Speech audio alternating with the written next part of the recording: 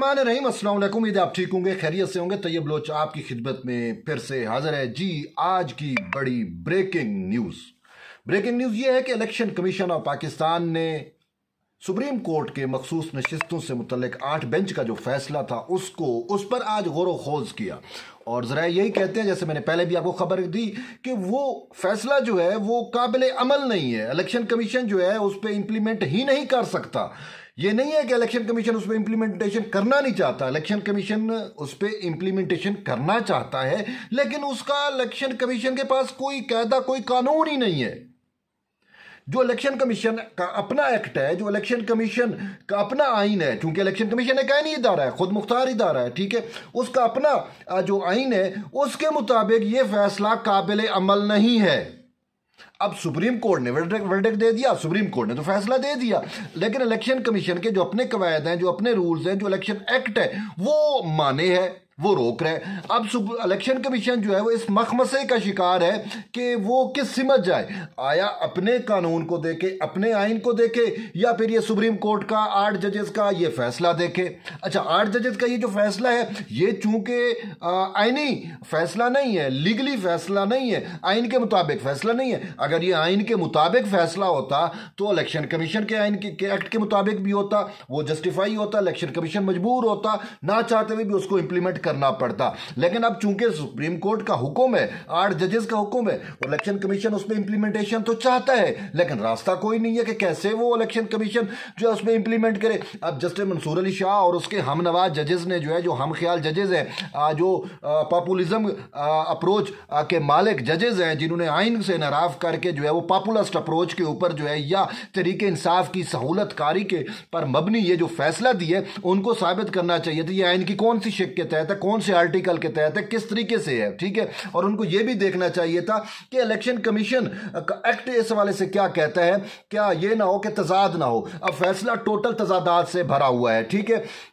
तो election commission की आज एक बड़ी बैठक हुई इलेक्शन कमीशन में। इलेक्शन कमीशन के हुकाम जो है वो सर जोड़ के बैठ गए कि भी अब इसका करना क्या है, कोई वे आउट निकालो भाई, वे आउट निकालो, यही आज डिस्कस होता रहा।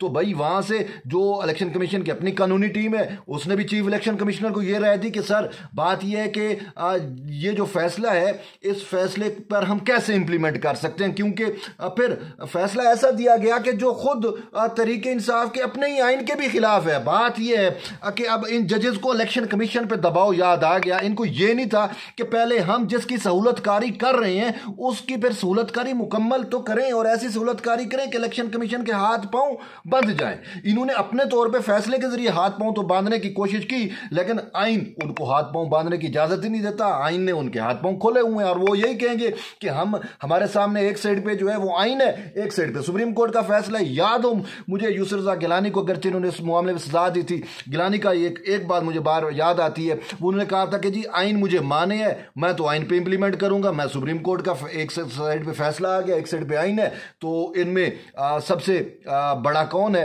सब जिस पे मैंने इंप्लीमेंट करना है, जिसका मैंने हलफ उठाया वो तो आइन है। अब चीफ इलेक्शन कमिश्नर ने ये तो हलफ नहीं उठाया हुआ कि मैं जो है वो सुप्रीम कोर्ट के फैसले पे अमल दरामद का पाबंद हूं। चीफ इलेक्शन कमिश्नर का जो हलफ है वो उसको ये पाबंद बनाता है कि आप आइन के माते आते हैं, आप आइन के मुताबिक फैसले करेंगे, जो आपका आइन आपको कहता है आप उसके तहत फैसले करेंगे। अब मामला कहां पे है, मामला फंसा हुआ कहां पे, ये थोड़ा आप जरा गौर करें। जस्टिस मंसूर अली शाह ने जमीन और आसमान के कुलाबे मिलाते हुए सहूलतकारी में यहां तक चले गए कि इन्होंने एक ऐसी पॉलिटिकल पार्टी को पार्लिमानी पार्टी तस्लीम कर लिया जो पार्लिमानी पार्टी जिसका वजूद ही नहीं है, और फिर उसका वजूद लीगली तौर पे उसका पार्लिमानी पार्टी का वजूद उस वक्त होगा जब वो अपने इंट्रा पार्टी इलेक्शन कराएंगे। इंट्रा पार्टी जो इलेक्शन थे वो तो कलअदम हो गए थे, इंट्रा पार्टी इलेक्शन उसके तो हुए ही नहीं है, उसका तो चेयरमैन नहीं है। आईनी और कानूनी तौर के ऊपर जिस पार्टी का आईनी और कानूनी तौर पे चेयरमैन ना हो, जिस पार्टी, अच्छा फिर वो कैसे नहीं है कि खुद तरीके इंसाफ अपने आइन पे अमल दरामद नहीं कर रही है। जो जनवरी वाला फैसला था इंट्रा पार्टी इलेक्शन, उसमें यही कहा गया था कि आपके इंट्रा पार्टी इलेक्शन दुरुस्त नहीं है, और वो दुरुस्त नहीं हुए थे, वो खुद तरीके इंसाफ के अपने आइन के मुताबिक वो जो है इलेक्शन नहीं हुए थे, जिसकी वजह से वो कलअदम हो गए। और यही कहा गया था आप अपने आइन पे अमल दरामद करें। भाई आप जजेस साहब, मैं माजरत से, आप ठीक है, आप पॉपुलिस्ट अप्रोच के हामी हो गए, आपका अपना कोई ज़ाती मफाद होगा, आपका कुछ भी होगा, सही मुर्शिद मंसूर अली शाह साहब, आप खुद देखें कि यार एक पार्टी, सर एक पार्टी, पार्लिमानी पार्टी, आप उसको डिक्लेयर कर रहे हैं, उसका चेयरमैन नहीं है, उसके अपने इंतखाबात नहीं हुए। अब जब उसके इंतखाबात नहीं है तो इलेक्शन कमीशन कैसे उसको जो है वो पार्लिमानी पार्टी मान ले? इलेक्शन कमीशन कैसे उसको मखसूस नशिस्तें दे दे?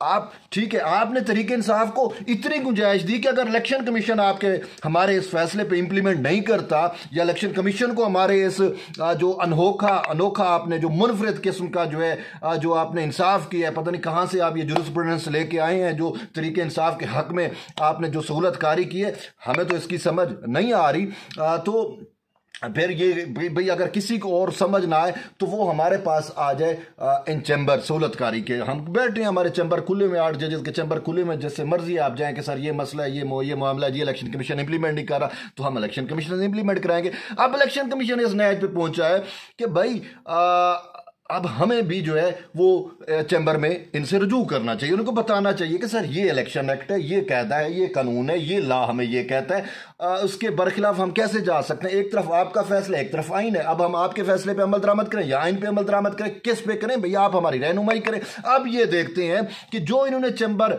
जो है अपने ओपन किए हैं तरीके इंसाफ की सहूलतकारी के लिए, क्या आया वो इलेक्शन कमीशन की भी वहां पे जो है वो सुनवाई होती है या नहीं होती? अब इलेक्शन कमीशन जो है वो कल दोबारा इलेक्शन कमीशन जो है हुकाम की बैठक होगी और वो फिर इस फैसले को दोबारा से सोचेंगे और फिर लाए अमल करेंगे, इख्तियार करेंगे। लेकिन सुनीद यही है कि रास्ता नहीं है, इलेक्शन कमीशन जो है रास्ता नहीं निकल रहा इस फैसले पे अमल दरामद का। जैसे इलेक्शन कमीशन चाहता भी हो है कि सुप्रीम कोर्ट का 8 जजेस का फैसला, अक्सरियती फैसला, मुझे अमल दरामद करना है, लेकिन उनके पास तो कायदा कानून नहीं है। उनके वो जो रूल्स रेगुलेशन है, जो कायदे हैं, जो इलेक्शन एक्ट है, वो इलेक्शन कमीशन को माने कर रहा है कि भाई आप इस पर इंप्लीमेंटेशन नहीं कर ले। अब वही मसला है कि या आइन देखें या फिर सहूलतकारी देखें, तो क्या देखते हैं क्या होता है? ये अब इलेक्शन कमीशन आएगा सुप्रीम कोर्ट में, अल्टीमेटली आएगा और वो इन चैम्बर जाएंगे और कहेंगे कि सर ये चीज़ें आप बताएं।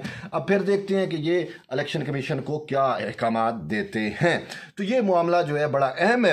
बहरहाल दूसरी साइड पे ये है कि आपको एक और खबर भी देनी है, वो ये देनी है कि अडाक जजेस से मुतल्लिक जुडिशल कमीशन का कल इजलास हो रहा है। 4 जजेस का जस्टिस काजी फैजीसा की जानिब से जो है उनके नाम तजवीज़ किए गए थे। बेसिकली मसला यह था कि सुप्रीम कोर्ट में बड़ी तादाद में मुकदमात ज़ेर इल्तवा हैं और पोलिटिकल नोयत के केसेस की वजह से जो रोजमर्रा के केसेस होते हैं, जो जेल पिटिशनें होती हैं, जो आम साइलिन के केसेस हैं, जो मेरे आप जैसे लोगों के केसेस होते हैं, जो इंसाफ के लिए जो है वो सुप्रीम कोर्ट के धक्के खाते हैं, उन्होंने कहा कि भाई उनकी जल्द समाअत होनी चाहिए, वो इंसाफ बर वक्त पहुंचना चाहिए। 18 जजेस के नाम जो है वो तजवीज़ किए गए थे, लेकिन पीटीआई जो है वो तो हर अच्छे काम को भी बुरा बना देती है और उन्होंने इन 4 जजेस के खिलाफ जो है प्रोपेगेंडा मुहिम शुरू की और क्या कुछ नहीं किया गया और एक इसको इश्यू बना दिया गया, जबकि इनके पहले जो पेश रहा जो सुप्रीम कोर्ट में जो पहले होता था 18 जजेस, कोई नई बात नहीं है, कोई पहली दफा नहीं लग रही, कोई ऐसा नहीं है कि इसमें आइन की ममानियत है। दो ये इख्तियार चीफ जस्टिस के पास है और सुप्रीम कोर्ट में हमेशा